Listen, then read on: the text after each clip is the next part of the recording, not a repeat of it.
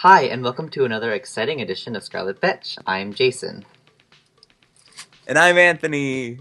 Um, because we've been a little remiss in podcasting, it's not. I will fully admit it's my fault. I have had a crazy rehearsal schedule. I'm in 2 different shows right now, so it's like I've just and I also just like finished this like major like work event.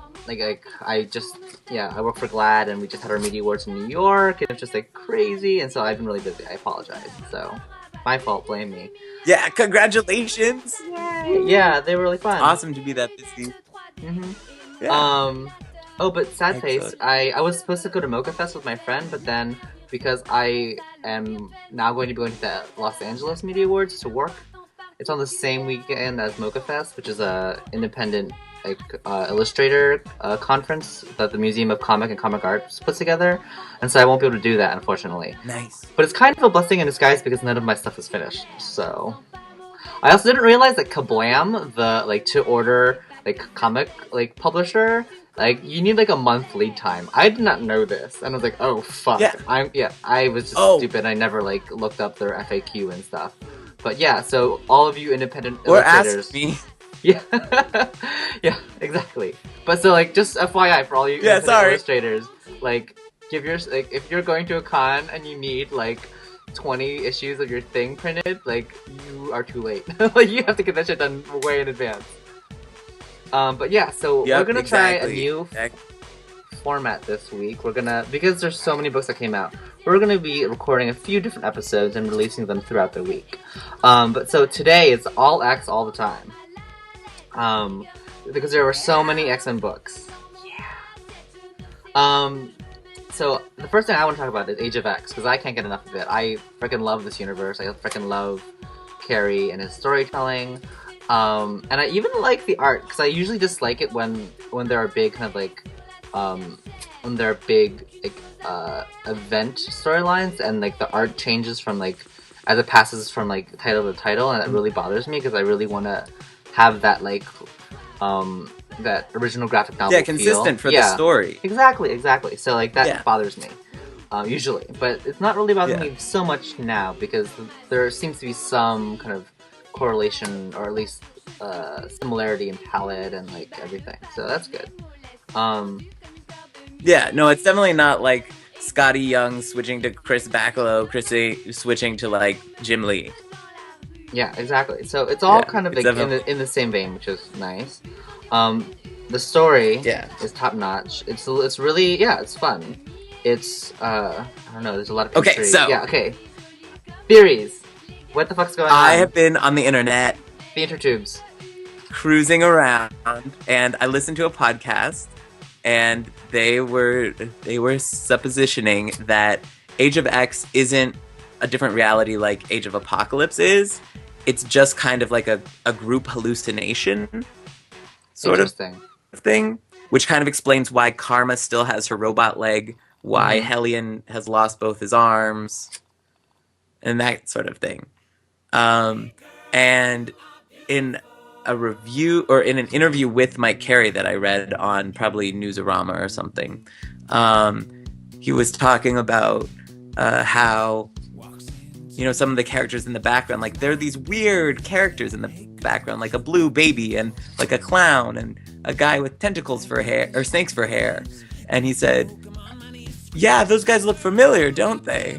And so I haven't gone back and looked it up, but I'm wondering, are those the people that are in Legion's head?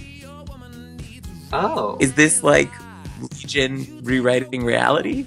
That's interesting, because Legion is sane. He's this is his alpha personality that's been all fucked up.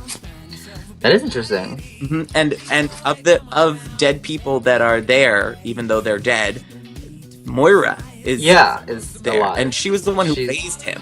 Yeah. And she raised Legion. So it is interesting that Moira is the one, because where everything else replicates reality, Moira is the one that is such, stands outside of it. She is the only deviation from 616. Yeah, and besides, everyone's moody and homicidal. But also with like the group hallucination thing, or at least like there's something odd about it because like all of humanity is pitted against the mutants, but like they don't talk about like any. I guess like in the latest issue, like there I think Magneto began to talk about a little something about superhumans that are not mutants and why they haven't been engaged, because it looks like all they're really fighting is like humans, humans with a lot of technology. But like where's Captain America and where's like Iron? Well, I guess there's a lot of Iron Men, but like where's Thor? There's a lot of like things that populate the Marvel universe that are not being engaged right now, and you're like, why is that? Okay. And what's interesting, so they in this latest issue they brought up the idea that there's nothing outside of Fortress X, and we've seen before that the soldiers are the same soldiers over and over again. Yeah. And at first I was like, oh, they're clones. But maybe they're just like, if this is someone's mass hallucination, maybe he's only hallucinated half a dozen soldiers that he uses to populate the tanks and everything. Yeah. It also is interesting that it's just taken for granted that like, oh, there are no mutant powers that affect the mind other than karma, but she doesn't really count because you can't affect memories.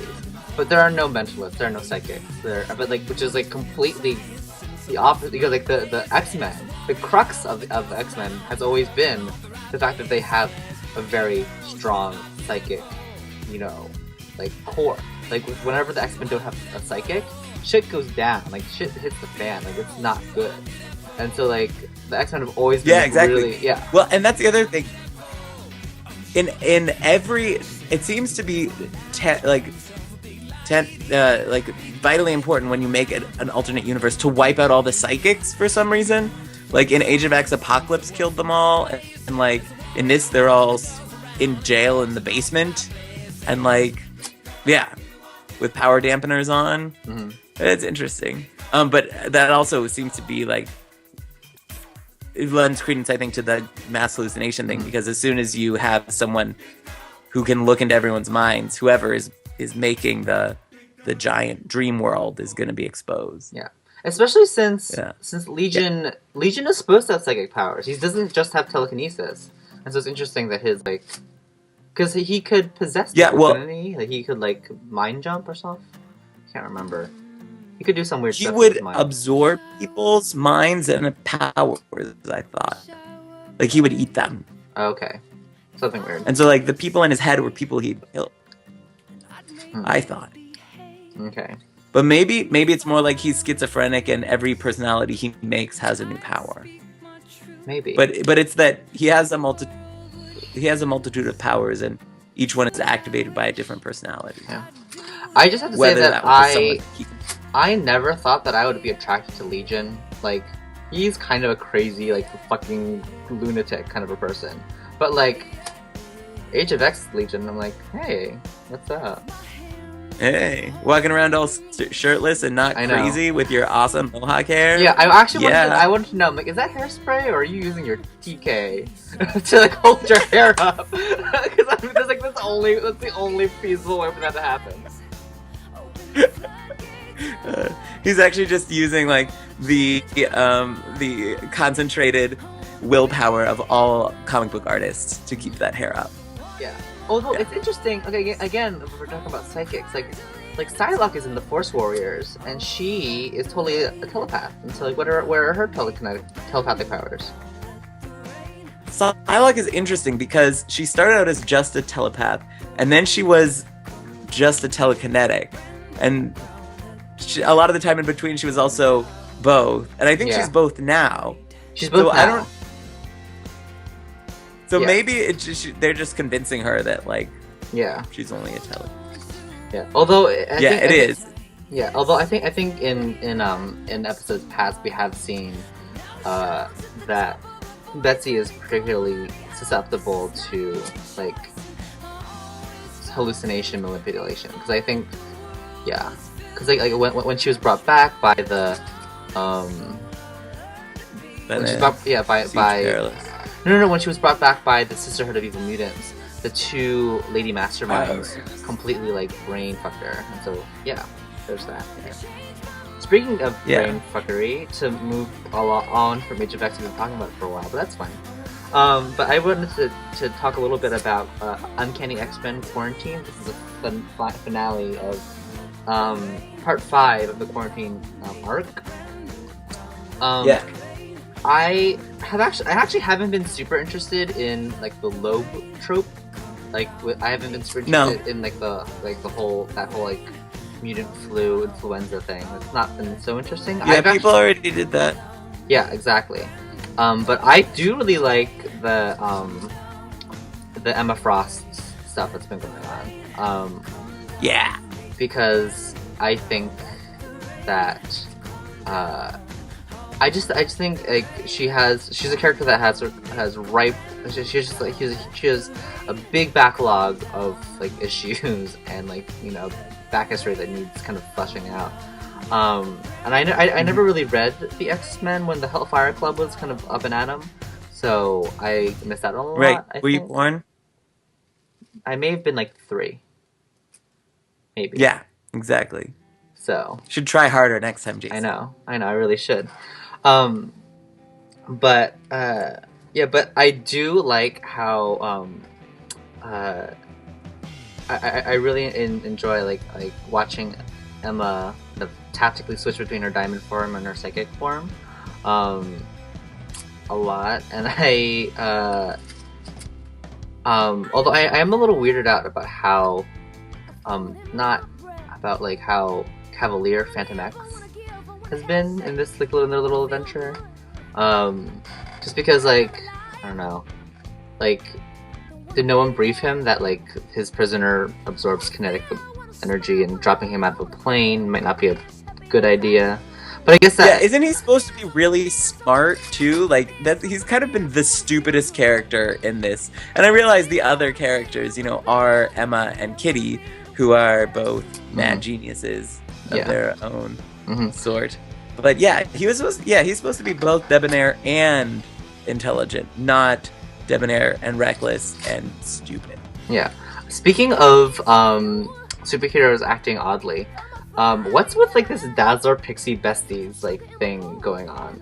Because like Pixie's like 14 and Dazzler's like pushing 40. Like okay, I think Dazzler's probably a little younger than that. Okay. She's just been around for like 40 years. But which means in Marvel time she's been around for 10 years. Yeah. I didn't understand why they were fighting and now they're best friends. I feel like that view and maybe it's just that it's been illustrated by Greg Land. Yeah. It just seems so reductive. Yeah, and it's weird. It's weird to me that Dazzler and Pixie are best friends, and it's not Dazzler and Northstar that are best friends, because like that was that's the thing, because Dazzler and Northstar were best friends at the start of this. Yeah, and then now like Northstar's like aggravated and like he's like, Mr. Annoyed Pants. Just doesn't add up. No. Bizarre and weird. I don't like it.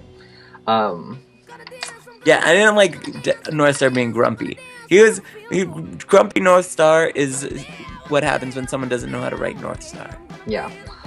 Also, speaking of oddly drawn characters, Anoli, like who I love Anoli, and I usually like the way that Anoli's drawn, but like in this issue, he looks like a genderqueer lesbian is what he looks like.